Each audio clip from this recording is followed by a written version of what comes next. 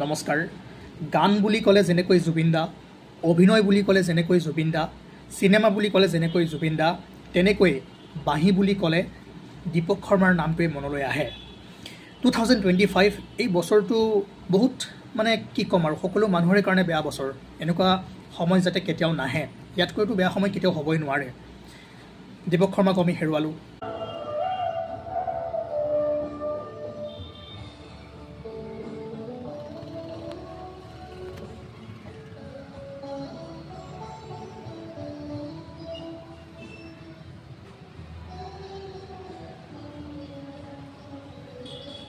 জুবিন দা আমাৰ মাজত নাই, কিন্তু তথাপিও তেওঁলোকে আকাশৰ পৰা স্বৰ্গৰ পৰা আমাক চাই থাকিব। যেনেকৈ শিকাব আমি সেইমতেই কাম কৰি গৈ থাকিম।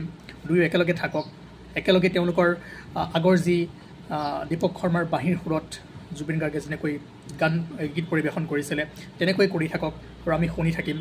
আৰু সকলোৱে আমি তেওঁলোকে যি বাট দেখুৱাব সেই বাটেৰে যাবলৈ চেষ্টা কৰিম।